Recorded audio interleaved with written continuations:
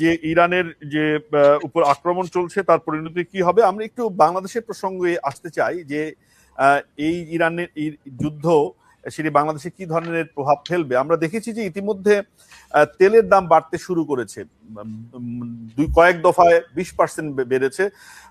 যারা বিশেষজ্ঞ তারা আশঙ্কা করছেন যে যুদ্ধ যদি চলমান থাকে আর 1 সপ্তাহ বা 2 সপ্তাহ, তাহলে তেলের দাম $200 পর্যন্ত যেতে পারে।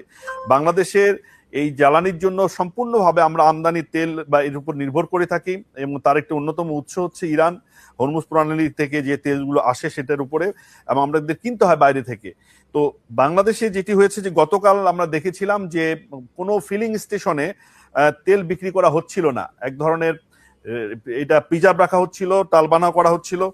তো অনেকে আশঙ্কা করছেন যে এর সংকটে, এই সংকটকে কেন্দ্র করে বা সুযোগে তেল ব্যবসায়ীরা তেলের দাম টাম বাড়িয়ে দিবে। আমাদের যেটা তথ্য বলছে যে বাংলাদেশের তেলের মজুদ যা আছে তাতে 17 দিন বা 18 দিন চলতে পারে ডিজেল বা এলএমজি যা কিছু আছে। তো এটি তো এক ধরনের আশঙ্কা তৈরি করছে বা করবে। সৈয়দ বাচ্চু, আপনি কিভাবে দেখছেন এই অবস্থাটাকে? ধন্যবাদ আপনাকে, ধন্যবাদ মিলেনিয়াম টিভির দর্শকদেরকে, সহ আলোচককেও ধন্যবাদ জানাই। দেশের যে পরিস্থিতি আপনি জানেন, বর্তমান বাংলাদেশের রাজনৈতিক অবস্থাও টালমাটাল অবস্থায় রয়েছে, এবং ইরানের যে যুদ্ধ পরিস্থিতি আপনি জানেন, পশ্চিমাদের প্রত্যক্ষ হস্তক্ষেপের মধ্য থেকে এই কঠিন পরিস্থিতি তৈরি হয়েছে। এবং আপনারা জানেন যে ইরানের সর্বোচ্চ নেতা, তার মৃত্যু হয়েছে। এখন এই যে পরিস্থিতি, এই যুদ্ধাঙ্গী পরিস্থিতি এবং দেশের শুধু না, আন্তর্জাতিক প্রেক্ষাপট এবং বিশ্বের যে এই অস্থির অবস্থা, এই অস্থির অবস্থার নেপথ্যে যিনি বা যারা, তারা স্বয়ং পশ্চিমারা। এবং বাংলাদেশের বা বর্তমান যে ভূরাজনৈতিক প্রেক্ষাপট, সেখানে পশ্চিমাদের একটি বড় রকমের হস্তক্ষেপ রয়েছে এবং এটা সবাই জানে। সেই পরিস্থিতিতে দুঃখিত, ইরানের এই যে পরিস্থিতি আপনারা জানেন, সেখানে হরমুজ যে প্রণালী সেটা কিন্তু ইতিমধ্যে বন্ধ হয়ে গিয়েছে। সুতরাং এখানে আর নতুন করে বলার কোনো অবকাশ নেই যে বাংলাদেশে অর্থনীতিতে একটি বড় ধরনের ধাক্কা আসতে চলেছে, বিশেষ করে জ্বালানি তেল। এবং আপনারা জানেন যে পরিসংখ্যান আপনি বললেন 17 দিনের পেট্রোলিয়াম মজুদ রয়েছে। আসলে ডিজেল আছে 14 দিনের। যে ডিজেল বাংলাদেশে মজুদ আছে সেটা 14 দিন চলবে। হ্যাঁ, আর পেট্রোল আছে 17 দিনের, অকটেন আছে 31 দিনের, আর আপনার কেরোসিন মনে হয় 93 দিনের মতো আছে। তো সব মিলিয়ে যে পরিস্থিতি, সেই পরিস্থিতি খুবই ভয়াবহ, এবং এতটাই ভয়াবহ যে আগামী 7 দিন পরে বাংলাদেশের অর্থনৈতিক অবস্থা কোথায় গিয়ে দাঁড়াবে সেইটা এই মুহূর্তে বলা অনিশ্চিত। এই কারণে যে যদি যুদ্ধ, সেক্ষেত্রে কোনো বিকল্প উৎস থেকে আমাদের জ্বালানি আমদানি অথবা যেটি অর্থাৎ দাম তো বাড়বে সব জায়গায়, কিন্তু বাংলাদেশের যে মজুদদারি প্রবণতা, সাধারণভাবে যে সাধারণ মানুষের যে দুর্গতিতে দুর্ভোগে ফেলা এই সংকটকালে যুদ্ধ পরিস্থিতিতে, এটি কিন্তু চলমান আছে বা এই ধরনের আশঙ্কা করা হচ্ছে। সেক্ষেত্রে সরকার কি ধরনের পদক্ষেপ নিতে পারে, মানে প্রশাসনিক ব্যবস্থা বা আইনগত ব্যবস্থা কি নিতে পারে, বা এই যে, হ্যাঁ বলুন। হ্যাঁ, আপনি যদি বলেন সেক্ষেত্রে আপনাকে এখন নির্ভর করতে হবে হয় রাশিয়ার কাছে, নয়তো আপনাকে নির্ভর করতে হবে ভারতের কাছে। কারণ কি, আমি আপনাকে বলি, ভারত ইতিমধ্যে কম দামে রাশিয়ার কাছ থেকে প্রচুর পরিমাণ জ্বালানি তারা মজুত করেছে, এবং এটার কারণে কিন্তু ডোনাল্ড ট্রাম্প তাদের ট্যারিফ কিন্তু 100% করে দিয়েছিল, এবং পরবর্তীতে কোনো একটা সমঝোতার কারণে সেটা হয়তো কমিয়ে নিয়ে এসেছে। এবং আপনারা জানেন যে ইতিপূর্বে বাংলাদেশে যে পতিত সরকার ছিল, আওয়ামী লীগ ছিল, তারা কিন্তু ভারত থেকে রিফাইন করে বাংলাদেশে জ্বালানি তেলকে আনতো, এবং ভারত সেখান থেকে একটা কমিশন তারা নিত। জি, মানে সরাসরি রাশিয়া থেকে না আনতে পেরে তারা ভারত হয়ে তেল নিত, জ্বালানি নিত। এখন বাংলাদেশে তো আপনার ভারতের কথা বললে আপনি হয়ে যাবেন সেই ফ্যাসিস্ট, বা আপনি যদি ভারত থেকে এখন তেল আনার কথা বলেন তাহলে আপনি হয়ে যাবে দিল্লি না ঢাকা। তো সেই জায়গায় এখন বাংলাদেশে যে সংকট, আপনাকে আমেরিকা থেকে তেল আনতে হবে। আপনাকে যেটা করতে হবে, যেটা আপনি কয়েকদিন আগে আমাদের পিটার হাস সাহেব করেছেন, যে ব্যাপক রকমের আপনার এই যে এলএনজি মানে গ্যাস, সেই গ্যাস নিয়ে যে গ্যাসের দাম কিন্তু 2200 টাকা পর্যন্ত হয়েছিল সিলিন্ডারের। সুতরাং এখানে একটা জ্বালানি এখন বাণিজ্য রীতিমতো হবে এখনো অস্থিরতা রয়েছে সেখানে, আমরা রয়েছে। দেখছি। সুতরাং আপনি পিটার হাসকে দিয়ে আমেরিকার কাছ থেকে আনতে পারেন। এছাড়া তো আমি দ্বিতীয় কোনো রাস্তা, হয় ভারতের কাছে আপনাকে যেতে হবে, নয় আপনার পিটার হাসের মাধ্যমে আমেরিকার কাছে যেতে হবে। সৈয়দ সামাদ বাচ্চু, আপনি বলেছেন আপনার অভিমতের কথা। আমরা জানি না আসলে ইকোনমির তার নিজস্ব একটা নিয়ম আছে, সেটাতে আসলে কিভাবে সম্ভব দ্রুত এই ধরনের সিদ্ধান্ত পরিবর্তন বা বাস্তবায়ন করা যায় কিনা। আপনার আসতে চাই বাংলাদেশে যে দেশে, আপনার বাংলাদেশে ভাই, আপনার ইরানে হামলা কেন, তারেক রহমান জবাব দাও। জি জি, সেদিকে আসবো সৈয়দ সামাদ বাচ্চু, আপনাকে ধন্যবাদ, আপনাকে যুক্ত হওয়ার জন্য ধন্যবাদ। যদি মাঝখানে আপনি যুক্ত হয়েছেন, আমাদের মাঝে যুক্ত হওয়ার কথা ছিল ঢাকা বিশ্ববিদ্যালয়ের স্বনামধন্য অধ্যাপক, আন্তর্জাতিক সম্পর্ক বিশেষজ্ঞ অধ্যাপক ডক্টর শাহিদুজ্জামান। তিনি টেকনিক্যাল ফল্টের কারণে তিনি যুক্ত হতে পারেননি, এখনো আমরা চেষ্টা করে যাচ্ছি তাকে যুক্ত করানোর জন্য। আসতে চাই ডক্টর মঞ্জুরি খোদা। টরিক ভাই আপনার কাছে, আপনাকে টরিক ভাই বলে আমি ডাকি, এটি আমার ভাল লাগে।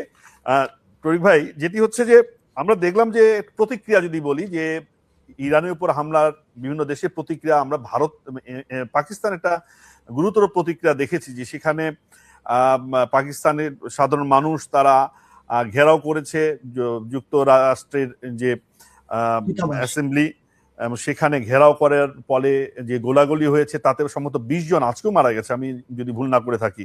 গতকাল হয়তো 9 জন, আজকে বাকি হতাহতের ঘটনা ঘটেছে।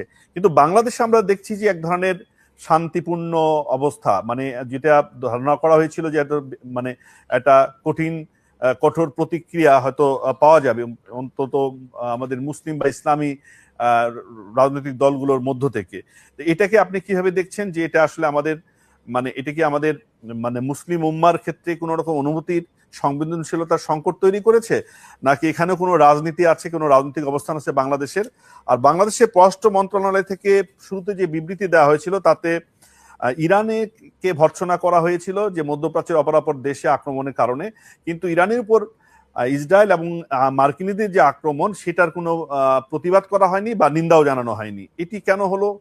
মানে ইরানের প্রশ্নে বাংলাদেশের অবস্থান আমরা কখনোই কিন্তু এমনটি দেখিনি। আমরা মুসলিম দেশ বলে দাবি করি, মুসলিম উম্মার সাথে ঐক্যভুক্ত দেশ বলে আমরা দাবি করি। আপনার প্রশ্নটার মধ্যে উত্তর আছে। বিষয়টা হচ্ছে রাজনীতি, রাজনীতির বাইরে কোনো কিছু নাই। আমাদের দেশের যে ধর্মটাকেও ব্যবহার করে রাজনৈতিক স্বার্থে, রাজনৈতিক কারণে, রাজনৈতিক সমীকরণে।